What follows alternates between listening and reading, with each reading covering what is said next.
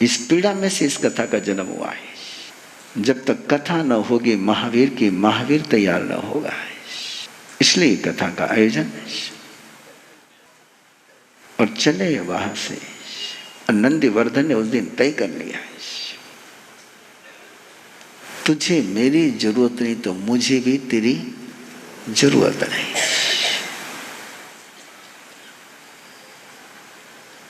गांठ जब बन जाती है तो खोलना चाहो तो भी खोल नहीं पाते। इसलिए आग्रह करते परमात्मा, कभी गांठ रिश्ते में मत बांधो।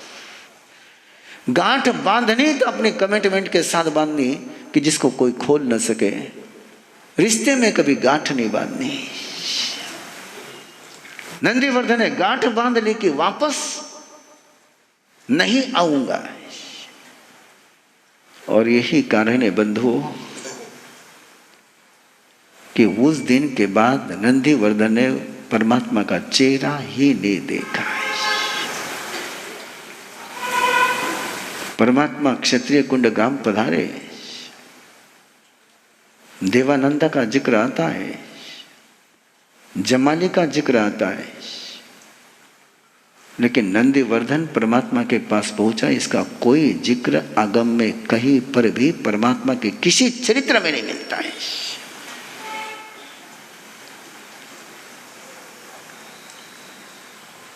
गांठ बन गई, नहीं गया वो। कब गांठ खुलती है? वो गांठ खुलती है परमात्मा का निर्वाण होने के बाद दूज के दिन।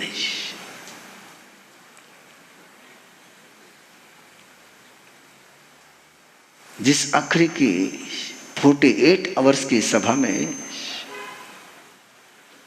भी हिल नहीं पाया,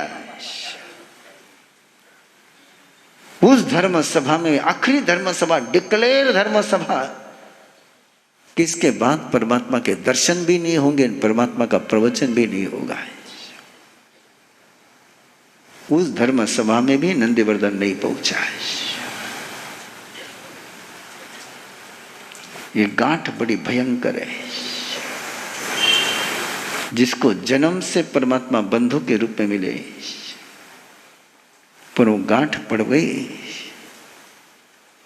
जो जगत का बंधु बना, उसका भी नंदीवर्धन बंधु न बन पाया।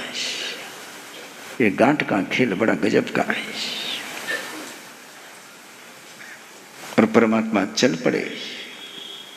देख रहे नंदीवर्धन की अंदर की पीड़ा को, क्षोभ को, उसके संकल्प को, उसकी प्रतिज्ञा को, उसके आवेश को, उसके आक्रोश को देख रहे,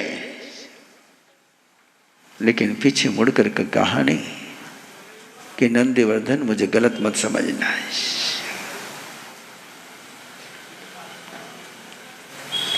बहुत आइसोलेट होना पड़ता है,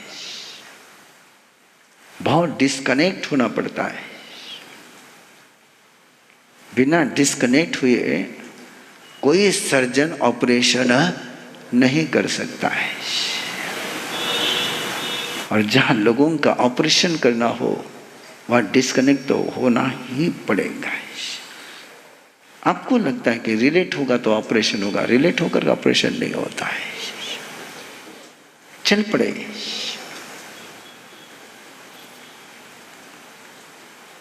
नंदीवर्धन कुछ भी नहीं पाया है कि बेले का पारना है। आया तो उसी उम्मीद में था कि सता पूछूंगा, पारने की व्यवस्था देखूंगा, कि वो दिन उसके आंखों के सामने था जब उसने अष्टमी के साथ में भोजन किया था। और उसके बाद महावीर ने पानी की बूंद भी नहीं ली थी। पहला बेले का पारना है। और पारने की जगह पर आंसू की वर्षा होने लगी थी। स्तब्ध सा देखता ही रह गया नंदीवर्धन। और इतना ही कम था। अपने प्यारे स्वामी को जाते हुए देख करके जिस थपकी की उम्मीद में वो आया था, जिस नजर की उम्मीद में आया था, वो नजर नहीं मिली और वो घोड़ा वही जमीन पर गिर गया। वो नजर नहीं तो वो जिंदा न रह पाया।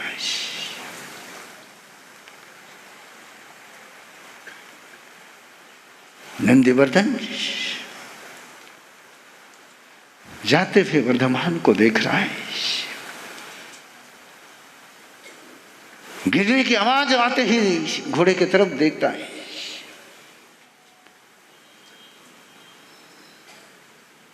क्या भक्ति कि एक प्रभु की नजर नहीं मिली तो जान चले गए। प्रभु देख रहे उसको भी, प्रभु जान रहे उसको भी, लेकिन फिर भी मुंह मोड़ करके पीछे देखते नहीं। नमोत्थुनम का पाठ आपको आता है, उसमें एक महत्वपूर्ण शब्द गया है, लास्ट वर्ड है अपुनरावृत्ति। अपुनरावृत्ति, नो रिपीटेशन, पुनः आवृत्ति ही नहीं, पीछे मुड़ करके देखना ही नहीं। जानते हुए पीछे मुड़ करके नहीं देखना है। वो जानते थे कि आशु को मेरी नजर की जरूरत है, लेकिन नहीं देखा उसकी तरफ। एक बार जो बंधन तोड़ दिया, तोड़ दिया। उस बंधन की कोई छाया, कोई शाडो उनके व्यवहार पर नहीं है, और कमन छापरा से चल पड़े परमात्मा है। एक प्रहर तक चलते ही रहे, एक प्रहर तक चलते ही रहे। दूसरा प्रहर लग चुका है, सूरज मध्याह्न में आ चुका है, कुल्ला सन्निवेश में परमात्मा प्रवेश कर रहे हैं, और कुल्ला सन्निवेश में एक बहुल ब्राह्मण, उसका सालों से बिछड़ा हुआ बेटा है, कल रात ही घर लौटा है, और उसकी खुशी में उसने सबको भोजन के लिए बुलाया था। देवता के अनुग्रह से बेटा वापस आ गया है, प्रसाद की खीर बनी हुई है, मेहमान सारे आ चुके हैं, सब इंतजार कर रहे हैं, लेकिन बहुल ब्राह्मण और किसी का इंतजार कर रहा है कि रात में उसको सपना आया है कि स्वयं ब्रह्मा आकर के मेरे यहां का प्रसाद ग्रहण करेंगे, और उस अपने परमात्मा का इंतजार कर रहा है। लोग कहते हैं लेकिन सुनता नहीं है। 12 बज चुकी है, सूरज ढलने ही वाला है, और सामने से उसको आते हुए नजर आते हैं प्रभु। हाँ, यही मेरे परमात्मा है, यही मेरे प्रभु है, इन्हीं को मैंने सपने में देखा है। दौड़ पड़ता है, प्रभु प्रभु प्रभु, पधारो पधारो। दौड़ता हुआ आगे बढ़ करके सोने की थाल में खीर लेकर के आता है, और प्रभु के हाथों में खीर की थाल देता है। प्रभु उस पायस से अपने बेले का पारना करते हैं, और जैसे प्रभु ने पारना किया, सारा देवलोक इंतजार कर रहा था कि दीक्षा के बाद का पहला आहार प्रभु कहाँ ग्रहण करते हैं। कौन सौभाग्यशाली है, कौन पुण्यशाली है, किस आंगन में ये चरण प्रसाद को पाएंगे। और जहां प्रसाद हो गया वहां निसर्ग प्रसन्न हो गया, वहां देवता झूमने लगे। अहो दानम अहो दानम अहो दानम। सारे मेहमान देखते रह गए और प्रभु ने तो खीर ली और ऐसे चल पड़े, ऐसे चल पड़े, नो थैंक यू, नो धन्यवाद। पीछे मुड़ करके देखने का काम ही नहीं, चल पड़े, चलते गए। और ऐसे चलते चलते जैसे आगे पहुंचते जा रहे हैं, 10-5 हो गई, रुक जाता हो, नहीं रुकना तो पड़ेगा ही, कल तो रुकना। हाँ? तो मैंने बुलाई नहीं उसको, मैंने आपको हिलने के लिए कहा नहीं, है ना? आप हिले तो उसकी जिम्मेदारी आप पर, है ना? कल की का अपना अनुष्ठान शिखर अनुष्ठान।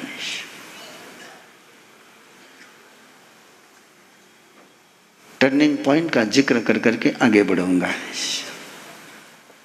कल कहानी, 1-2 कहानी के प्रसंग जरूर सुनाऊंगा जो सुनाने जरूरी है। कल का अपना कार्यक्रम 8:30 बजे शुरू होगा, पूरा 10 बजे होगा। 10 के आगे नहीं जाएंगे। वो तो केवल संलेखना की बात थी कि जिसको मैं बीच में ब्रेक नहीं कर सकता था, इसलिए उस दिन मैंने शुरू करने के पहले ही कह दिया था आपको कि मैं घड़ी की तरफ नहीं देखूंगा। बाकी कल भी हम 10 बजे ही अपनी बात पूरी करेंगे। पहला पारना 24 तीर्थंकरों में से 23 तीर्थंकर का पारना खीर से होता है। केवल भगवान ऋषभदेव का पारना गन्ने के रस से होता है, इक्षु रस से होता है। 23 तीर्थंकरों को पारने का इंतजार नहीं करना पड़ा है। इंतजार किसको करना पड़ा? क्यों करना पड़ा? क्यों करना पड़ा है? क्यों करना पड़ा है? बोलो बोलो। Okay okay okay okay okay okay okay okay okay okay okay. जितने भी यहाँ नेता लोग बैठे हैं, यस, मैं गाली के अर्थ में नेता नहीं बोल रहा हूँ, हंसी मत। आप घर के नेता होंगे। नेता मीन्स प्रमुख।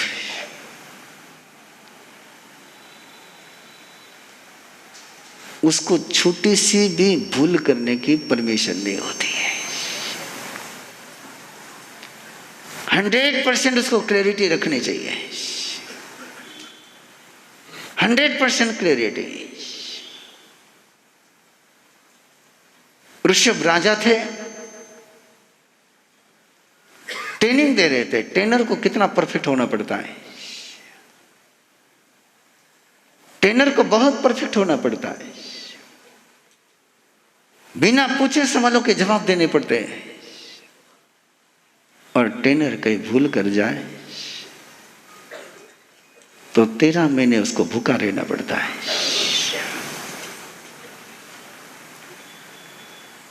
जनता को ट्रेनिंग दे रहे थे खेती कैसी करनी, आई हुई फसल को कैसे लेना है, खलिहान कैसे चलाना है। और फसल तैयार हो गई, वो कच्चे दाने खाए तो पेट दुखे। परमात्मा ने उन दानों को अलग करने की कला सिखाई। बोले बैलों को इस पर से घुमा दो तो दाने अलग हो जाएंगे। बैलों को घुमाने लगे तो बैल घूमेगा, बैल तो खाए चले जाए। दौड़े दौड़े पहुंचे कि वो तो खा रहे, हमको खाने को बचेगा क्या है। तब परमात्मा ने कहा कि उनको मुस्कियां बांध दो, छाबड़ा बांध दो मुंह को, और छाबड़ा बांध दिया है। बैल घूमते रहे, काम हो गया। अब उनके सामने, बैलों के सामने चारा रखे, वो खाए नहीं, पानी रखे, वो पिए नहीं। 12 घंटे बीत गए, बैल तड़पने लगे, प्यास लगी है लेकिन पानी रखे तो पिए नहीं, भूख लगी है खाना रखे तो खाए नहीं। और किसान परेशान होकर के परमात्मा के पास गए। बोले आपने कहा, और आज वो नाराज हो गए, हमसे खाते नहीं है। और परमात्मा ने पूछा भाई उनका मुंह खुला किया क्या? बोले आपने बताया कब था? आपने बताया नहीं। बोले मुंह तो खोलो। बोले उनके खाने के लिए मुंह तो खोलना पड़ेगा तब तो खाएंगे। बोले हमारा तो नियम है, जो तुम कहोगे वो करेंगे, जो तुम नहीं कहोगे वो नहीं करेंगे। वो छोटी सी भूल के कारण से ऋषभ देव को 13.5 महीने आहार नहीं मिला कि इतने बैल जो तड़पे, जिन्होंने मुस्कियां बांधी उनको दोष, जिनके कहने से बांधी, बस आपको कोई परेशानी हुई हो तो उनको पकड़ना है।